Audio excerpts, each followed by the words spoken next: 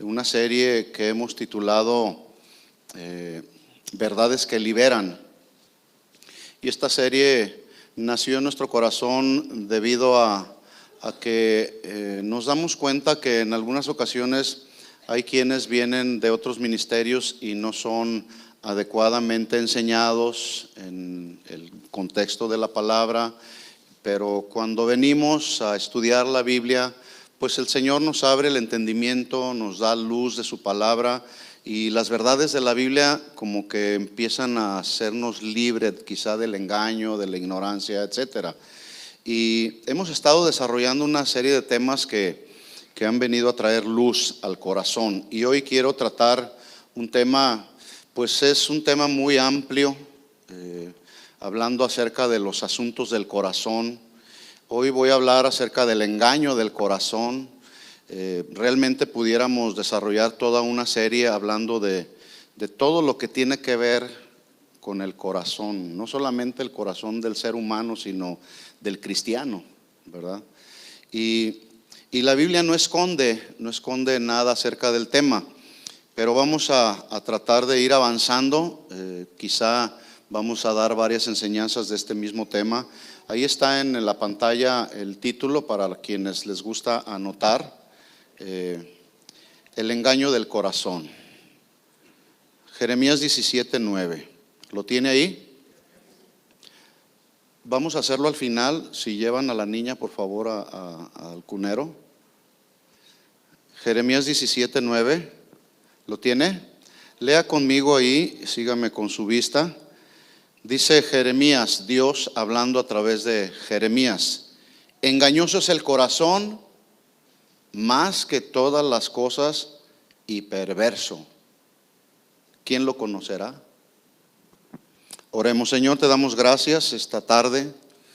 Gracias porque tú nos has ministrado, Señor, y deseas continuar haciéndolo ahora a través del consejo de tu palabra. Y nuestro corazón ha sido preparado ya, Señor, desde que llegamos, aún desde antes, Señor. Tú ya nos habías puesto el querer como el hacer por tu buena voluntad. Estar aquí en este día y hablarnos al corazón y ministrarnos y quitar de nuestro corazón todas aquellas cosas que no te son agradables. Porque siempre tratas en el corazón, Señor, y no hay nadie mejor que tú para tratar con los asuntos de nuestro corazón, porque tú eres Dios, porque eres el creador de todas las cosas, porque tú nos formaste estando en el vientre de nuestra madre, y tú, Señor, nos has ido perfeccionando. Día tras día vas perfeccionando tu obra en nosotros y cumpliendo tu propósito en mí, Señor, cumpliendo tu propósito en nosotros. Y la obra que iniciaste la terminarás, porque lo que tú inicias lo terminas. Señor, continúa hablando a nuestro corazón, Señor, ahora a través del consejo de tu palabra. Te lo pedimos en el nombre de Jesús. Amén. Amén. Engañoso es el corazón y perverso. ¿Quién lo conocerá? ¿Quién lo conoce? ¿Cuántas ocasiones a nosotros nos ha engañado el corazón? ¿A cuántos el corazón los ha engañado alguna vez? Levante su mano. De hecho, algunos de nosotros más de alguna vez hemos hecho decisiones basadas en lo que nuestro corazón nos está dictando, lo que el corazón nos está hablando, y hacemos una decisión y después hay quienes expresan: pues es que hice esta decisión porque tuve una corazonada. Y hacemos una decisión basada no en el consejo de la palabra de Dios, sino basada en una corazonada, ¿verdad? Regularmente cuando hacemos una decisión basada en los designios de nuestro corazón, regularmente fallamos. ¿Todo por qué? Por no tomarnos un tiempo adecuado para preguntarle a Dios o para escudriñar el consejo de Dios. Así es que por esas razones y muchas más es que por toda la Biblia podemos encontrar que si hay algo en lo que Dios hizo énfasis, fue precisamente en los asuntos del corazón. Dios, usted estudia la Biblia y se va a dar cuenta una y otra vez y otra vez, Dios hablando a su pueblo, hablando al ser humano acerca de los asuntos del corazón. De hecho, hace un momento el Señor nos invitaba a doblar nuestra rodilla, pero más que doblar la rodilla, inclinar nuestro corazón ante su majestad y ante su soberanía. ¿Por qué? Porque el corazón nos suele desviar y desenfocar del Señor. Para los seres humanos, que somos mortales, finitos, limitados, entender los asuntos del corazón pues es demasiado complicado, debido a que nuestra capacidad pensante es muy limitada. Somos muy limitados. Hay cosas que luego pasan en nuestro corazón que no logramos entender. Pero déjeme decirle que eso no pasa con Dios. Porque Dios es el preexistente, se le conoce a Dios como el preexistente. Es decir, que antes de que todo existiera, Él ya era. También se le conoce a Dios como el Dios eterno, el Dios inmortal, soberano, poderoso. También se le conoce a Dios como el creador de todas las cosas. Él es el creador de todas las cosas. Todo lo que vemos a nuestro alrededor, Dios lo creó, aunque algunos opinen otra cosa, ¿verdad? La Biblia lo establece claramente desde el Génesis, en el capítulo 1, versículo 1, dice: en el principio creó Dios. ¿Quién creó las cosas? Dios. Creó los cielos y la tierra. Y vean el poder y la autoridad de Dios. Dice justamente en la creación: y dijo Dios, sea la luz, y fue la luz. Y dijo Dios, produzca la tierra hierba verde, y la tierra produjo hierba verde. Y dijo Dios, haya lumbreras que traigan luz en el día y luz en la noche, refiriéndose al sol y a la luna. Y Dios creó el sol, creó la luna, creó las estrellas, creó los mares con el poder de su palabra. Y dijo Dios. Así que Dios creó todo con el poder de su palabra. Pero escuche esto: cuando Él creó al hombre, Él dijo algo diferente. Él hizo algo diferente. Él dijo: hagamos al hombre, démosle forma al hombre. Es decir, ya no solamente lo habló, sino que Él mismo se involucró a darle forma al hombre, diciendo: hagamos al hombre a nuestra imagen, conforme a nuestra semejanza. Y Dios, como el alfarero, empezó a trabajar el barro, a darle forma al hombre. Y una vez que le dio forma, sopló en él el aliento de su vida, para que entonces los humanos pudiésemos ser seres vivificantes, con un alma viviente, para que una vez que le conocemos podamos tener conciencia de ese Dios creador de todas las cosas. Y creó Dios al hombre a su imagen y a su semejanza. A Dios, a semejanza de Dios lo creó. Y escuche lo que dice: varón y hembra. ¿Cómo lo creó? Varón y hembra. Y luego los bendijo. Y dijo Dios: fructifique el hombre, forme la familia. Todo fue creado por Dios, por medio de Dios y para Dios. En el Nuevo Testamento, hablando Pablo acerca de Jesús, en Colosenses capítulo 1, versículo 15, dice: Él es la imagen del Dios invisible. ¿Quieres conocer a Dios? Conoce a Jesús. ¿Quieres tratar de entender a Dios? Hay que entender a Jesús. Es decir, Dios descendió en la persona de Jesús para que conociéramos al Padre. Él es la imagen del Dios invisible, el primogénito de toda la creación.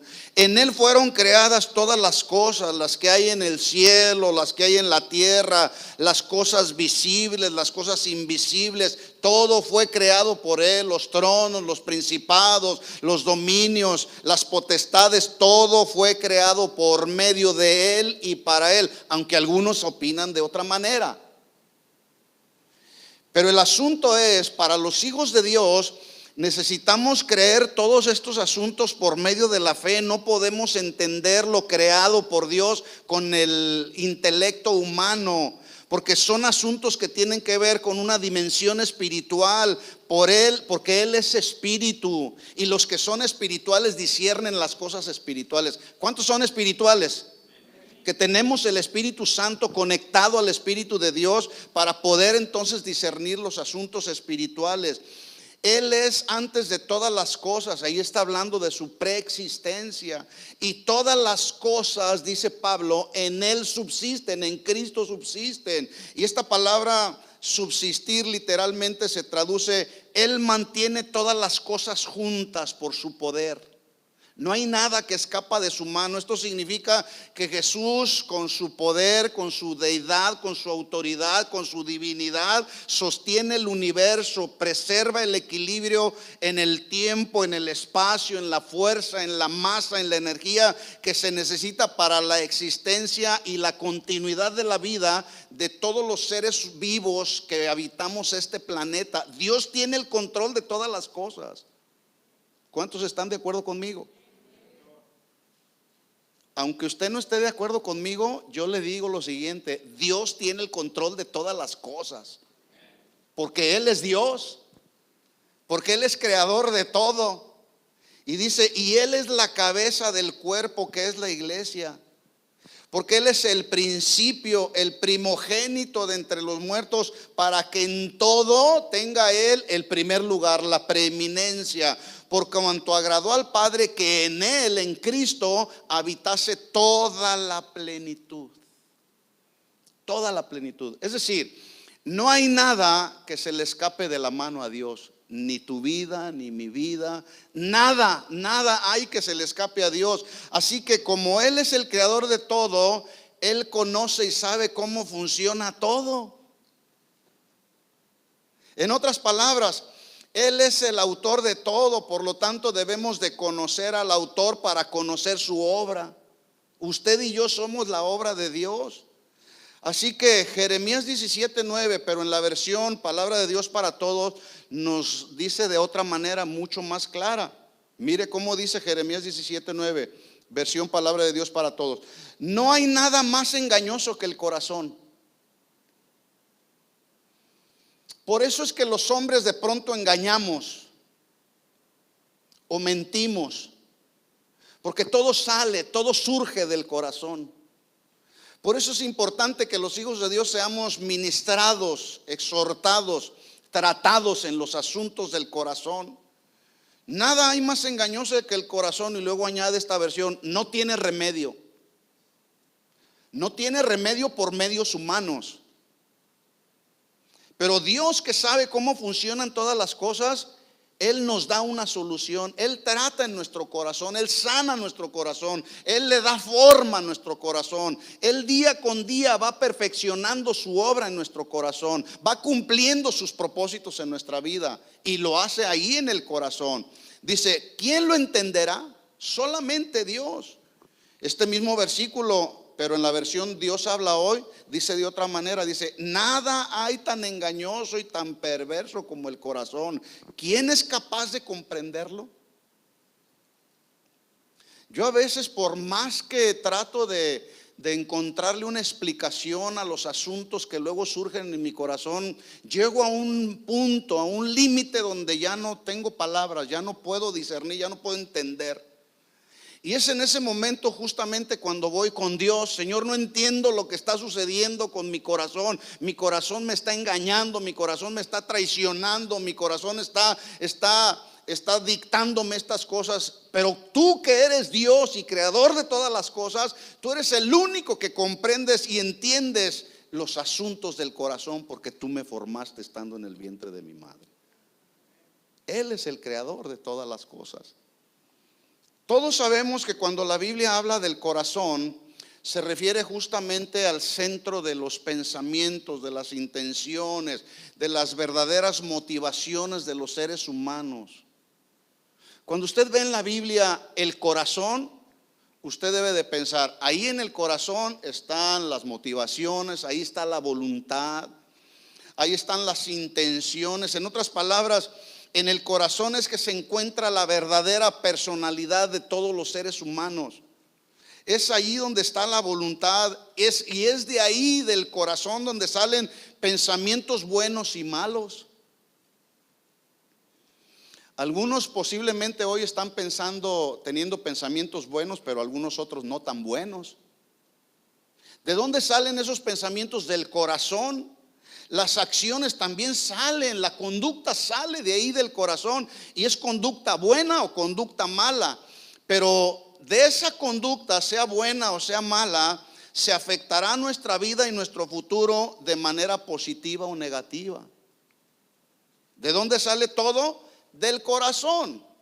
Cuando una persona viene a este mundo, ya por naturaleza, venimos en una condición del corazón muy lamentable, con una tendencia no a lo bueno, con una tendencia a lo malo, que es la razón por la cual se requiere de la intervención de Dios, quien es el fabricante de la obra.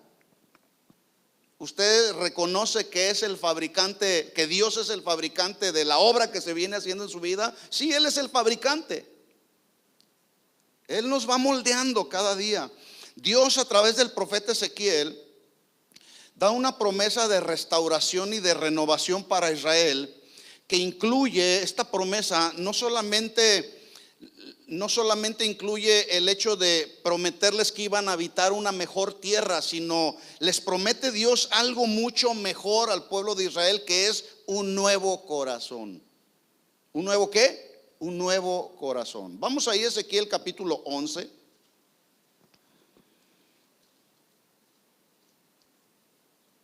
Versículo 19, mire qué promesa, Ezequiel 11, 19.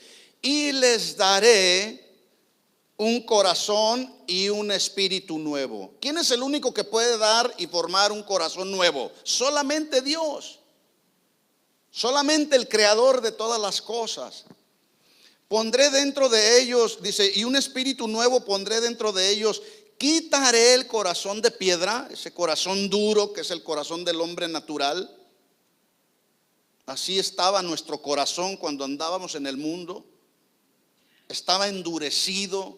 La palabra de Dios no encontraba un lugar donde florecer, porque la palabra de Dios caía en un terreno duro, endurecido.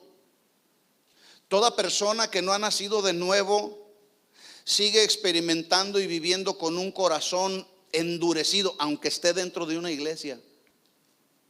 Y por más que escuche un mensaje y otro mensaje, si el corazón no cambia, la palabra no encontrará un lugar donde dar fruto, porque el corazón está endurecido. Pero la promesa dice ahí el Señor: daré un corazón y un espíritu nuevo pondré dentro de ellos, quitaré ese corazón de piedra de en medio de su carne y les daré un corazón de carne. Es decir, habla de un corazón sensible a Dios y sensible a todas las cosas buenas de Dios. Sí. En el Nuevo Testamento esta promesa se cumple cuando nacemos de nuevo. Pablo lo escribió en 2 Corintios 5:17. De modo que si alguno está en Cristo, nueva criatura es. Las cosas viejas pasaron, he aquí todas son hechas nuevas. Sin embargo, surge una pregunta. ¿Por qué, aunque yo ya nací de nuevo, mi mente está siendo renovada, estoy caminando en los caminos del Señor, por qué entonces el corazón nos sigue engañando? ¿Por qué? Buena pregunta. ¿Por qué el corazón sigue engañándonos? ¿A cuántos ya siendo cristianos, nacidos de nuevo, manifestando frutos de su nuevo nacimiento, a cuántos de los que están aquí el corazón todavía les engaña? Sí. Por eso es que nuestro corazón, mis hermanos, debe de estar lo más posible bajo el control y la supervisión y el trato de Dios. ¿Qué tiene que hacer Dios? Dios necesita seguir tratando en nuestro corazón. Y el trato de Dios para los asuntos del corazón, déjeme decirle que no van a terminar hasta que los días de nuestra vida terminen en este mundo o el Señor venga por segunda vez y nos lleve hasta su presencia. Pero en tanto eso no suceda, el Señor seguirá tratando en nuestro corazón. Y qué bueno que Dios trate nuestro corazón para que nuestro corazón esté bajo el control de Dios, bajo la supervisión y bajo el trato de Dios. Salomón escribió en Proverbios 23-26, hablándole al pueblo, hablándonos a nosotros. Y Salomón dijo: dame, hijo mío, tu corazón, y una vez que me has dado tu corazón, mirarán tus ojos por mis caminos. ¿Cuántas ocasiones por no entregarle nuestro corazón al Señor, por no darle el control de nuestro corazón al Señor, porque nuestro corazón nos engaña, no vemos los caminos del Señor? En otra ocasión el mismo Salomón escribió en el Proverbios 20-24: de Jehová son los pasos del hombre. ¿Cómo pues entenderá el hombre su camino? El camino de Dios. A veces el camino de Dios nos es tan claro, pero no lo entendemos. Dios nos dice: vete por aquí, no te vayas por allá. Y los seres humanos, por el engaño del corazón, nos vamos por donde nos inclina el corazón, en lugar de encaminarnos por el camino del Señor. De Jehová son los pasos del hombre. ¿Cómo pues entenderá el hombre su camino? En otras palabras, nadie puede caminar por los caminos de Dios si no conoce a Dios. ¿Cuántos conocen a Dios? El hecho de que alguien sepa caminar no significa que conoce el camino. ¿O sí? No. Porque dice la Biblia en Proverbios 16-25 que hay camino que al hombre le parece derecho, pero su fin es camino de muerte. Yo puedo saber caminar y puedo caminar por este mundo, pero déjeme decirle que hay quienes el engaño del corazón le dice: no te preocupes, todos los caminos llevan a Dios. ¿Será eso? El verdadero camino, mis hermanos, está en Jesús, porque Él es el Señor, porque Él es el Rey. Y la Biblia dice que Él es el camino, es la verdad y es la vida. Entonces el hecho de que alguien sepa caminar no significa que conoce el camino. Si no conoce a Jesús y no camina por el camino de Jesús, entonces no conoce a Dios. Dios hablando a través del profeta Isaías, no lo busque, pero en Isaías 55:8 dice Dios: porque mis pensamientos no son vuestros pensamientos, ni tus caminos son los caminos de Jehová. Como son más altos los cielos que la tierra, así son mis caminos más altos que vuestros caminos, y mis pensamientos más altos que tus pensamientos. A veces queremos reducir a Dios a la dimensión de lo humano, de lo terrenal. A Dios no lo vamos a entender en términos humanos. Vuelvo a repetir, porque el ser humano es muy limitado, nuestra capacidad pensante llega a un nivel solamente. Así que para ver los caminos del Señor debemos rendirle nuestro corazón al Señor. Sin embargo, una y otra vez, a través de la historia del cristianismo, a través de la historia de los humanos, el hombre sigue obstinado en seguir sus propios caminos. Por eso esta sociedad va en una decadencia moral y en una decadencia espiritual, va en una decadencia sin freno, a un abismo donde no encuentran la salida. A lo bueno le llaman malo y a lo malo le llaman bueno, y dicen: no hay ningún problema, pues todos lo hacen, todos van por ese camino, y si yo camino por esos caminos, ¿cuál es el problema? No hay ningún. No, nos veremos un día cuando el Señor nos llame a cuentas. Estos fueron los caminos que el hombre empezó a caminar desde el Génesis, en el capítulo 6. Cuando Noé llamó al arrepentimiento a toda aquella generación de personas que vivían en su obstinado corazón, sin tomar en cuenta a Dios, sin adorar al Dios creador de todas las cosas. Y Dios, que todo lo sabe y que todo lo ve, vio la maldad de los hombres. Dice la Biblia, Génesis 6:5, vio Jehová que la maldad de los hombres era mucha en la tierra. ¿Cuánta era? Mucha, como hoy es mucha la maldad que hay en este mundo. Y que todo designio de los pensamientos del corazón de ellos era de continuo, ¿qué era? Solamente mal. Aquí la palabra designio habla de las intenciones del corazón, pero habla también del cumplimiento de los propósitos del hombre según su propio corazón, cumplimiento de un propósito deliberado. Sí, Dios me llama al arrepentimiento, pero yo decido caminar por mis propios caminos. Y el día de hoy sigue sucediendo lo mismo que sucedió en el tiempo de Noé. Pero mire lo que sucedió ahí. Y se arrepintió Dios de haber hecho al hombre en la tierra. Es decir, esta palabra arrepentirse se traduce, se lamentó Dios de haber hecho al hombre en la tierra, y le dolió, se entristeció su corazón y dijo: raeré, exterminaré de sobre la faz de la tierra al hombre que he creado, desde el hombre hasta la bestia y hasta el reptil y las aves del cielo, pues me arrepiento de haberlos hecho. Pero Noé halló gracia ante los ojos de Dios. Que Dios encuentre en nosotros y nos dé de su gracia, porque la maldad de este mundo se ha ido multiplicando cada vez más y más.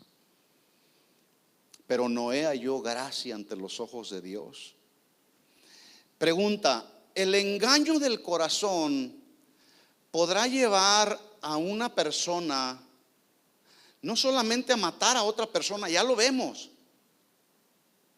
Gente con una mente depravada, con desórdenes mentales, entran a los lugares públicos y a diestra y siniestra matan personas, asesinan gente inocente. Pero un hombre podrá, en el engaño de su corazón, podrá matar a su propio hermano, ¿sí o no? En este tiempo lo vemos, pero eso no es nuevo. Ya desde el Génesis ya lo podemos ver. Dice la Biblia que Esaú, con rabia en su corazón, con engaño en su corazón, dice que aborreció Esaú a Jacob por la bendición con que su padre le había bendecido, y dijo en su corazón: llegarán los días de luto de mi padre, o sea, llegará el tiempo en que mi padre morirá y yo mataré a mi hermano Jacob. Oiga, de veras que este Esaú estaba engañado aquí en su corazón.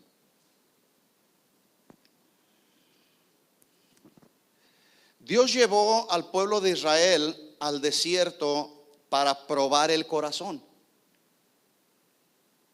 No porque Dios no sabía o no conocía las verdaderas intenciones del corazón del pueblo de Israel. Ya dijimos, Dios es soberano, Dios es omnisciente, Dios es creador de todas las cosas. Él conoce todo, Él conoce la obra, Él es el autor, Él conoce la obra.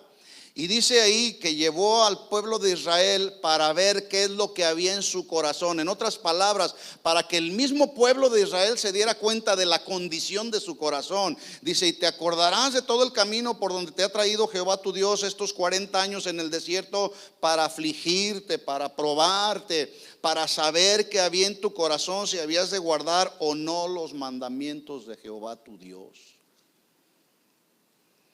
Hay ocasiones en que Dios, en su propósito soberano, nos hace pasar por desiertos. Es más, es posible que hoy estás experimentando un desierto, pero déjame decirte, Dios tiene un propósito. Hay un propósito de Dios por el cual estamos experimentando este desierto, y no me estoy refiriendo al calor que está haciendo. Esto no es nada comparado con el calor que hace en un desierto.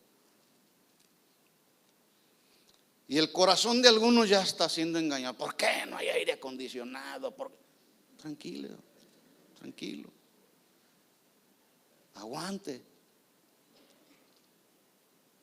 En el desierto está peor la cosa. Allá no hay nada, allá no hay agua, todo es vacío, todo es árido. Y aquí estamos quejándonos. Dios llevó al pueblo de Israel para probar el corazón.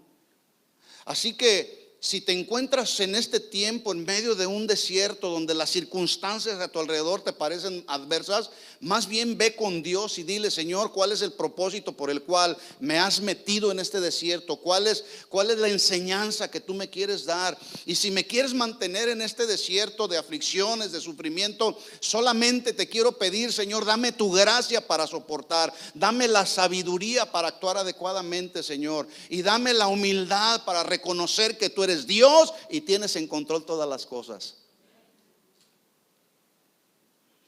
En el Nuevo Testamento también encontramos cómo la Biblia describe la condición del corazón de los hombres.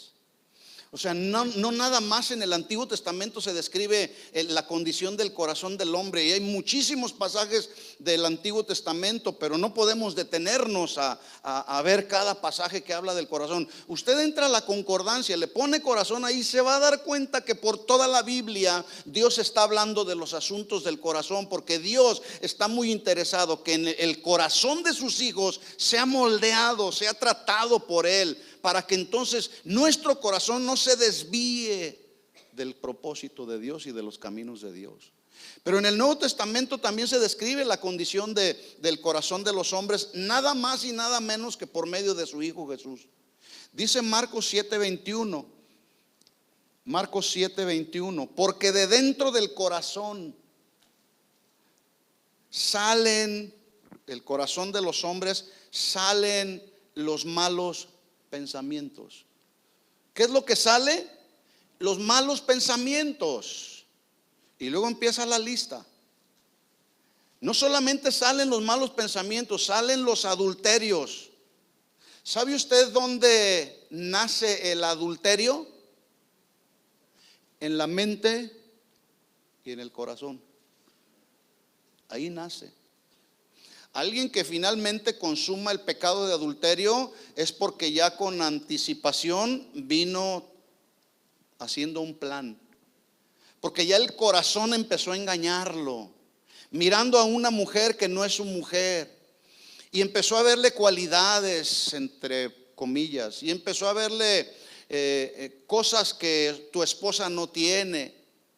Y ahí empieza el diablo a trabajar en la mente, en el corazón de las personas. Y ahí es donde se gesta el adulterio, como también las otras cosas. Ahí mismo se gesta también la fornicación. La fornicación no surge nomás de un día para otro. Es algo que se va gestando aquí en el corazón. Aquí nace todo. Ahí nacen los homicidios, los hurtos, las avaricias, las maldades. Ahí en el corazón surge el engaño. Por eso estamos hablando del engaño del corazón, para que día tras día no cesemos de entregarle el control de nuestro corazón al Señor, porque el corazón es engañoso y es perverso y solamente Dios lo conoce. Y yo quiero que mi corazón esté en el control de Dios, bajo la supervisión de Dios, y no bajo mis propias intenciones y motivaciones de mi corazón, porque mi corazón tiende a lo malo.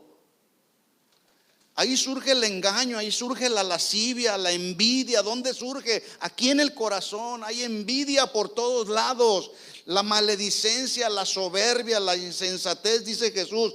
Todas estas maldades de dentro salen y empiezan a contaminar a los hombres.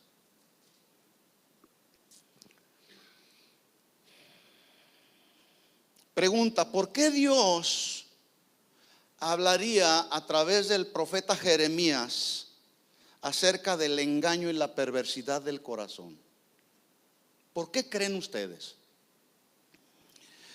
Bueno, la respuesta la encontramos en los versículos anteriores, pero los versículos anteriores dice que el hombre, en lugar de confiar en Dios, en ese Dios que es soberano, omnipotente, que todo lo sabe, que todo lo conoce, que su poder es ilimitado, que es el preexistente, es el eterno, es el creador de todas las cosas.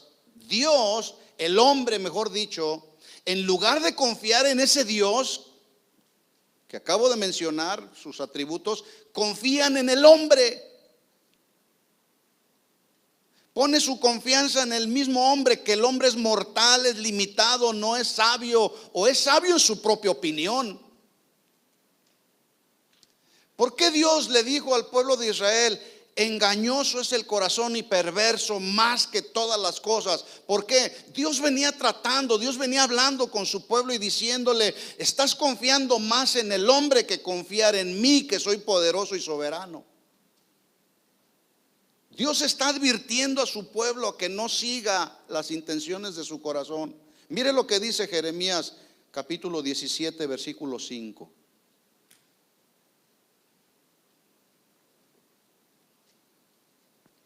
Jeremías 17:5, ¿lo tiene ahí? Así ha dicho Jehová. Y dijo Dios: sea la luz, y fue la luz. Y dijo Dios: sean las lumbreras en el cielo, y fueron las lumbreras. Aquí está la misma voz. Y dijo Dios: maldito el varón que confía en el hombre y pone carne por su brazo, y su corazón se aparta de Jehová. Wow, qué sentencia. Ahora, ¿por qué viene esta maldición de parte de Dios? ¿Por qué Dios dice: maldito el hombre que confía en el hombre? Porque confiar en el hombre, la consecuencia de confiar en el hombre es que el hombre se aparta de Dios. Por eso hay una maldición. Así dice el Señor, versión Palabra de Dios para Todos: maldito el ser humano. Mire cómo dice esta versión: maldito el ser humano que confía en su semejante, el que se apoya en otros seres humanos mientras se van apartando del Señor. Entonces la sentencia de maldición viene, ¿por qué razón? Pregunto, ¿por qué viene una maldición? Dígalo. Por confiar en el hombre. Después de este mensaje, usted no va a poder tener ninguna excusa para decir: es que yo no sabía que la Biblia dice: maldito el hombre que confía en el hombre. ¿Qué significa confiar en el hombre? Esta palabra confiar tiene varias traducciones del hebreo, que voy a mencionar algunas de ellas. Confiar, en este caso en el hombre, significa descansar en el hombre. Alguien que descansa. Usted ahí está sentado, está descansando. Yo estoy parado, no estoy tan descansado. Pero esa postura que usted tiene es descansar. Y eso es lo que significa. Confiar en el hombre es descansar en el hombre, apoyarse en el hombre, en este caso en un ser humano antes que a Dios. Y cuando ese en el que descansaron y en el que se apoyaron, pusieron su confianza, cuando ese en quien pusieron su confianza les falla, se enojan contra Dios. Uy, cuántos casos yo he sabido de personas que pusieron su mirada en el pastor, en el apóstol, en el profeta, en el hombre. Les falla el hombre y se enojan contra Dios. Ya no voy a la iglesia. No, mis hermanos, no nos equivoquemos. Dios no tiene la culpa. Él ya nos advirtió: maldito el hombre que confía en el hombre. Más claro que eso no puede ser. Confiar también significa desahogarse. ¿Qué significa? Confiar significa: me voy a apoyar, voy a descansar en el hombre, voy a desahogarme en el hombre. Hay quienes buscan desahogarse en alguien que posiblemente se está ahogando en sus propios problemas, en sus propios pecados, en sus propios pensamientos torcidos, y buscan desahogarse con una persona que está peor que a lo mejor la situación que vive alguien, pero buscan desahogarse. También confiar significa apresurarse o refugiarse en una persona antes que a Dios, antes que en Dios, para encontrar el alivio. La gente dice: yo no tengo que ir a buscar consejería con nadie, porque yo no tengo por qué contarle mis problemas a nadie. Yo no tengo por qué ir a desahogar mis asuntos. Yo voy a desahogarme con Dios. Y está bien. Pero Dios usa personas llenas de su Espíritu Santo con sabiduría. Entonces, Confiar significa apresurarse y refugiarse en alguna persona para buscar el alivio. Y hay quienes se refugian y buscan el alivio en los hombres, porque los hombres les hablan bonito y les hablan con mucho amor. Y se nos olvida que el verdadero refugio y el verdadero alivio del alma solamente viene de Dios. ¿De quién viene? Solamente viene de Dios. Por eso es que hay que ir hacia Dios. Hay que ir a refugiarnos, porque Él es la roca eterna. Él es nuestro castillo. Él es si habitamos bajo la sombra del Omnipotente y vivimos ahí al abrigo del Altísimo, entonces usted y yo podemos decir con toda autoridad: mi Dios, en quien estableceré mi confianza. No en el hombre. Yo voy a encontrar el verdadero alivio para mi alma en Dios, en su palabra. Confiar también significa buscar el consuelo en medio de la aflicción. Y la gente hoy está buscando el consuelo en la gente, en los psiquiatras, en los psicólogos, en los que leen la mano, en el horóscopo, antes que buscar su consuelo en Dios, cuando la Biblia dice que Él es el Dios de toda consolación. ¿Cómo es Dios? Dios de toda consolación, que nos consuela en todas nuestras tribulaciones.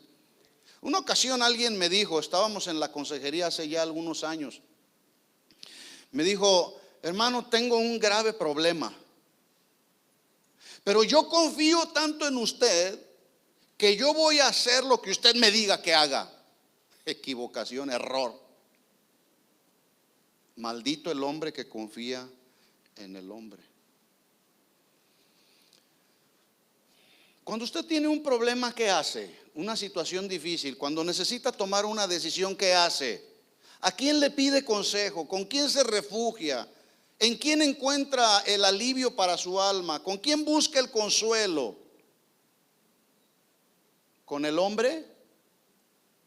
Ahora, entonces la pregunta sería: como hay una sentencia de maldición que viene como consecuencia de confiar en el hombre, entonces esto significa que los cristianos ya no podemos pedir un consejo. Ahí usted puede ver en la pantalla que tenemos de bienvenida, hay un teléfono donde dice consejería y da el teléfono.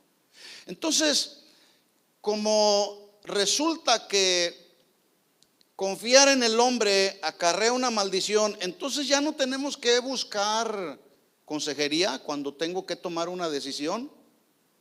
¿Eso significará? No. Todo tiene un balance, todo tiene un equilibrio.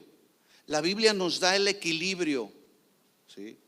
Es lícito pedir, esperar la ayuda de los hombres. Escuche esto: mientras los hombres sean hombres de Dios, que dan el consejo de Dios, que son guiados por el Espíritu de Dios, y que dicho consejo te van a llevar a apoyarte en Dios, a confiar en Dios, a descansar en Dios, a refugiarte en Dios y no en el hombre. Entonces sí es válido pedir consejo. Cuando usted se encuentre abrumado con alguna situación, que no sabe qué decisión tomar, bueno, busque el consejo de un hombre de Dios o de una mujer de Dios. No vaya con el vecino que ni cristiano es, mucho menos con el psicólogo o el psiquiatra que no saben.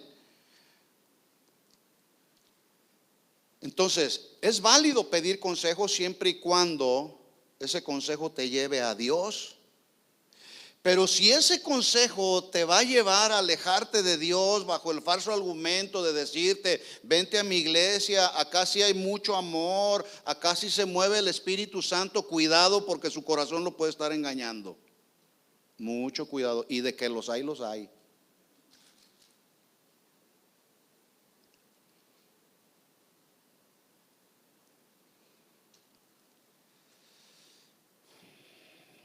Ese tipo de personas que dicen: vente a mi iglesia, acá sí está el Espíritu Santo. Ahí no dejan que el Espíritu Santo se mueva. Ese tipo de personas, y ponga mucha atención a lo que le voy a decir, ese tipo de personas te están llevando a que le entregues el corazón, pero no a Dios sino al hombre. Y el engaño del corazón te puede hacer ver cosas que no habías visto. Y dices, de veras, no lo había visto así como me lo estás diciendo. Déjeme decirle que cuando Jesús, en Mateo capítulo 24, dice una advertencia muy clara. Dice, miren que nadie les engañe. Y habla diciendo Jesús, porque vendrán muchos en mi nombre diciendo yo soy el Cristo, y a muchos engañarán. Muchos falsos profetas se levantarán y engañarán a muchos, sigue diciendo Jesús. Y harán grandes señales y prodigios de tal manera que engañarán, si fuere posible, aún a los escogidos de Dios. Esos escogidos de Dios que son engañados, no cabría la posibilidad de que fueran engañados, porque se supone que son nacidos de nuevo y que su corazón está bajo el control de Dios y saben escuchar la voz de Dios. Pero dice aquí Jesús, de tal manera que engañarán, si fuere posible, aún a los escogidos. No te dejes engañar, mira que nadie te engañe. Bueno, cuando Jesús está profetizando de este tipo de personas y ministros, se estaba refiriendo precisamente a todos aquellos falsos ministros y cristianos que buscan que el hombre le entregue el corazón al hombre y no a Dios.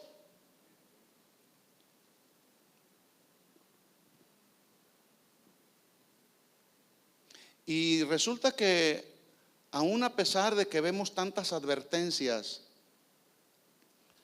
en la Biblia respecto a los asuntos del corazón, el hombre y la mujer cristiana siguen confiando en su propio corazón. Por eso estamos viviendo un cristianismo muy pobre en su esencia. Que cuando vienen pruebas, cuando vienen tribulaciones, cuando viene sufrimiento, no sabemos qué hacer porque no conocemos el consejo de la palabra.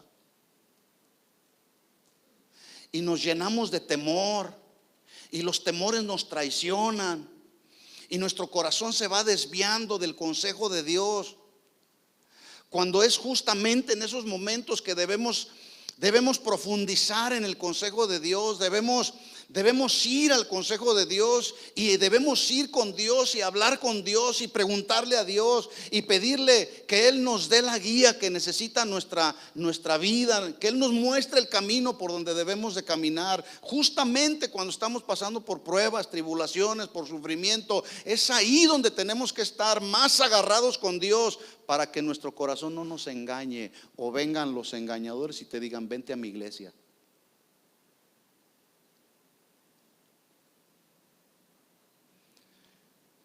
Esto dice el Señor: maldito el ser humano que confía en su semejante, que se apoya en otros seres humanos mientras lo hacen apartarse de Dios. Y mire, sigue la sentencia. Vamos ahí a Jeremías 17:6.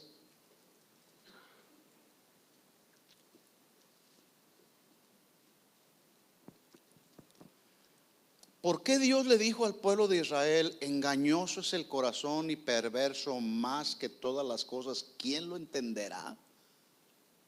Porque el hombre confía en el hombre. Y hay una maldición que Dios habló por el hecho de que alguien confía en el hombre. Pero mire lo que dice el versículo 6. Será como la retama en el desierto. La retama era como un árbol seco, una rama seca. Una rama que está seca y desnuda porque le falta agua. Yo quiero que usted vaya valorando respecto a nuestra vida cuando estamos como en un desierto. Todo en nuestro ser interior, en el corazón, como que está seco. Falta el agua viva de su palabra. Por eso cuando pasamos por un desierto necesitamos ir y refugiarnos en el Señor y caminar por el río del Espíritu Santo para que nuestra alma encuentre saciada la sed que hay en el corazón, para no ser como una retama, como un árbol seco en el desierto. Dice, y no verá cuando viene el bien, sino que morará en los sequedales, en el desierto, en tierra despoblada y deshabitada. Siempre una persona seca en su corazón por causa de confiar en el hombre. El hombre lo único que hará Aquel hombre que confía en el hombre, lo único que hará es secarse espiritualmente, porque los hombres no podemos dar el alimento que da Dios, la fuerza y el vigor que nos da Dios. Por eso no hay que confiar en el hombre, hay que confiar en la palabra de Dios. La palabra de Dios es confiable, su consejo es recto, su consejo es puro. La palabra de Dios a su tiempo es refrescante, es como el buen alimento para nuestra alma. Por eso hay que ir a la palabra de Dios. Pero una persona que está confiando en el hombre estará experimentando día tras día vida de aridez que hay en un desierto. Nunca podrá saciar su sed. Se volverán cristianos secos, vacíos, frustrados, amargados. Qué condición tan deplorable, todo por confiar en el hombre. A veces yo hablo con personas, con servidores, que lo único que sale del corazón es pura amargura. Están secos aquí en el corazón y reniegan de todo. Mira nomás. Y están frustrados de todo. Y hablan de medio mundo. No me gusta esto. Ya me voy a otra iglesia. Y andan todos frustrados. ¿Qué habrá en el corazón de una persona así? ¿Qué habrá? Vacío. No hay la vida espiritual que nos da la palabra. No hay la fuerza, el vigor que nos da la palabra. Yo llevo más de 30 años caminando con el Señor. ¿Y sabe? Yo digo, ¿cuánto me falta todavía por caminar? Camino por recorrer. Conozco tan poquito a Dios. Quiero conocer más a Dios. Porque cuando descubrimos las grandes verdades que traen libertad a nuestra vida, yo quiero más. Le digo, Señor, dame más. Quiero conocerte cada día más. Hay gente que debido al engaño del corazón busca ser liberada por el hombre o por los ministerios de liberación. ¿Qué no dijo Pablo pues que el que está en Cristo nueva criatura es? Todavía la gente llega, necesito liberación. No, lo que necesitas es dejar el mal hábito que tienes, porque en Cristo todas las cosas Él las ha hecho nuevas, las cosas viejas ya pasaron. Esos ministerios de liberación ni deberían existir en la iglesia. Es que viene arrastrando maldiciones generacionales. Bueno, ¿que las maldiciones no se rompen cuando estamos en Cristo? Jesús dijo a los que habían creído en Él: si ustedes permanecen en mi palabra, serán verdaderamente mis discípulos. Hay que permanecer en la palabra. Hay que establecernos en el consejo de Dios. Hay que buscar la palabra de Dios. Es el mejor consejo. Y luego dijo Jesús: y conocerán la verdad, y la verdad los hará libres. Es la palabra la que nos hace libres, no el ministerio de liberación. Y es que esos mentados ministerios de liberación suponen que porque le gritan a la gente: te reprendo en el nombre de Jesús, suéltalo, ahora eres libre, y un montón de cosas y asuntos que hacen esos que están y forman parte de los ministerios de liberación, que en lugar de mostrarles la palabra, que es la que nos hace libres, están reprendiendo al diablo y atando al diablo y quebrándole los cuernos al diablo. Conoceréis la verdad. ¿Por qué mejor no buscamos conocer la verdad? Y la verdad nos hará libres. ¿A cuántos la palabra de Dios los ha hecho libres? Ahí es donde encontramos en la palabra verdadera liberación. Es que no puedo. Todavía tengo la tendencia a drogarme y hacer esto y a ver la pornografía. Pues eso ya no tiene que ver con un ministerio de liberación, ya tiene que ver con una actitud del corazón. No quieres dejar eso. La gente no quiere, sigue obstinada en no rendirle su corazón al Señor. Maldito el hombre que confía en el hombre, será como la retama en el desierto, como un árbol seco, vacío. Pero mire el contraste que hace el versículo 7. Bendito el varón que confía en Jehová y cuya confianza es el Señor. ¿Cuántos confían en el Señor? Así que dijimos que confiar significa descansar, apoyarse, buscar el consuelo y el alivio. Pero ahora en este otro panorama, porque hay dos lados en la verdad. Por un lado, el que confía en el hombre, ahí está la sentencia de maldición, vida, una vida espiritual seca y vacía. Pero por otro lado dice: bendito el varón que confía en Jehová y cuya confianza es Jehová. Y note usted que no está hablando de ausencia de problemas, porque la gente dice: voy a confiar en Dios hasta que se acaben mis problemas. No, los problemas seguirán toda la vida. Las necesidades seguirán, las circunstancias difíciles y adversas para nuestra vida seguirán. Pero si tenemos la gracia de Dios en nuestra vida, la gracia de Dios me va a bastar. Dios le dijo a Pablo: bástate mi gracia, porque mi poder, su poder, se perfecciona en nuestras debilidades. Porque cuando somos débiles, entonces somos fuertes, porque Él derrama su fuerza y vigor espiritual en nuestro corazón. Bendito el varón que confía en Jehová, cuya confianza es Jehová. Bendito aquel que descansa en Dios, que se apoya en Dios, que se consuela en Dios, que encuentre el alivio en Dios. Ese hombre, esa mujer será bendito. Y esto, cuando veo este versículo, me hace pensar en las palabras de Jesús cuando dijo: venid a mí. Dice Jesús, ¿a dónde tenemos que ir? Tenemos que ir a Él. Venid a mí los que están cansados, los que están trabajados, porque yo, dice Jesús, yo los haré descansar. En Él es en el único que podemos encontrar descanso. En otra ocasión Jesús también les dijo: estas cosas les he hablado para que en mí tengáis paz, dice Jesús. ¿Dónde encontramos la verdadera paz? En Él solamente. No encontramos la paz en el dinero, no encontramos la paz en los deleites de este mundo. La verdadera paz del corazón la vamos a encontrar solamente en Jesús. Y Jesús dijo: mi paz te dejo, mi paz te doy. Yo no les doy la paz que este mundo está ofreciendo. La verdadera paz la vamos a encontrar en Él, siempre y cuando vayamos a Él. Todas estas cosas les he hablado para que en mí tengáis paz. Mire lo que dice la segunda parte: en el mundo tendrás aflicciones. ¿Cuántos tienen aflicciones? Levanta tu mano. ¿Tienes aflicciones? Sufrimiento, adversidad. En medio del sufrimiento, en medio de la adversidad, podemos encontrar la paz de Jesús.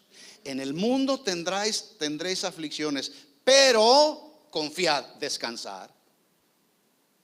Encuentra tu consuelo en mí. Dice: yo he vencido al mundo. Qué poderosas palabras de nuestro Señor Jesucristo, hermano. ¿Sí? Debo terminar aquí, pero voy a la mitad del mensaje. Pero tenemos más tiempo que vida, ¿verdad que sí?